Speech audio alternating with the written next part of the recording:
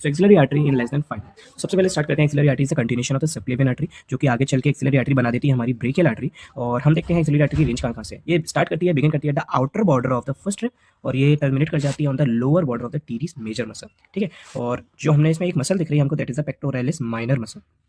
यही जो मसल है यही क्या करती है, जो हमारी एक्सिलरी आर्टरी है उसको 3 पार्ट्स में डिवाइड करती है। Number 1 part is the proximal, number 2 is the deep, number 3 is the distal part. That is the proximal part, the second is the deep part that is behind the pectoralis minor muscle and the third one is the distal part. Okay, तो हम देखते हैं इसकी further branches कैसी हैं। तो उसके लिए एक सिंपल ट्रिक है कि पहले पार्ट से एक ब्रांच, दूसरे पार्ट से 2 ब्रांच, तीसरे पार्ट से 3 ब्रांच, इसको आसानी से हम याद कर सकते हैं। ठीक है, अब हम फर्दर देख लेते हैं कौन कौन सी क्या क्या ब्रांच देती हैं। तो जो फर्स्ट पार्ट है वो देती है हमारी सुपीरियर थोरेसिक आर्टरी।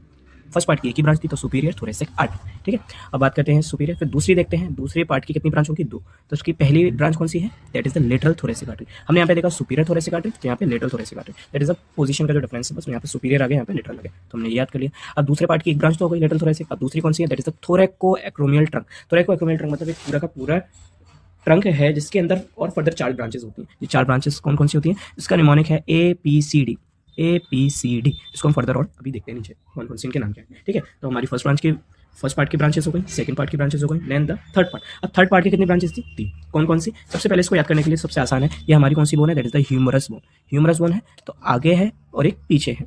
तो यहाँ पे क्या होती है, anterior circumflex humeral artery, posterior circumflex humeral artery. तो हम इसको आसानी से याद कर सकते हैं, जो उसके एंटीरियर में जा रही है और सर्कमफ्लेक्स मतलब उसको पूरा कवर कर रही है, दैट इज द सर्कमफ्लेक्स, है ना। और किसको कर रही है, ह्यूमरस को, तो ह्यूमरल आर्टरी हो गई। तो anterior circumflex humeral artery and posterior circumflex humeral artery. ठीक है, तो 2 ब्रांच तो हो गई और फाइनली एक बची आखिरी तीसरी branch, that is the subscapular artery. Okay, तो सबस्कैपुलर आर्टरी है वो हमारी कौन सी है, लार्जेस्ट ब्रांच है, जिसकी एक और ब्रांच है that is the circumflex scapular artery. ये आपको देखने को मिलेगा in the anastomosis of the scapula. जो स्कैपुला का एनास्मोसिस है जो हम फर्दर आगे पढ़ेंगे उसमें आपको देखने को मिल सकता है। ठीक है, तो हमने एक्सिलरी आर्टरी देख ली है, उसके कितने पार्ट हैं, उनके पार्ट की कितनी ब्रांचेस हैं, तो हम इसको फर्दर एक फाइनल समरी के फॉर्म में देख लेते हैं। ठीक है, तो एक्सिलरी आर्टरी है, एक्सिलरी आर्टरी की 3 पार्ट हैं ऑन द बेसिस ऑफ, हमने 3 पार्ट किसके बेसिस पे निकाला, पेक्टोरलिस माइनर मसल। ये डिवाइड करती है एक्सिलरी आर्टरी को 3 पार्ट्स में। सबसे पहला है proximal part, second is the deep part, third is the distal part. फिर आगे देखते हैं हमने फर्स्ट पार्ट की एक ब्रांच, सेकंड पार्ट की 2 ब्रांच, तीसरे पार्ट की 3 ब्रांच। हमने देखा फर्स्ट पार्ट की कौन सी है, सुपीरियर थोरेसिक आर्टरी, और सेकंड पार्ट की कौन सी थी, एक लेटरल थोरेसिक आर्टरी, तो आप इसको यहाँ पे रिलेट कर सकते हैं। और दूसरी कौन सी थी, थोरैको एक्रोमियल ट्रंक। और थर्ड पार्ट में देखते हैं हमारी कौन सी थी, सबस्कैपुलर आर्टरी, जो कि हमारी कौन सी है, लार्जेस्ट।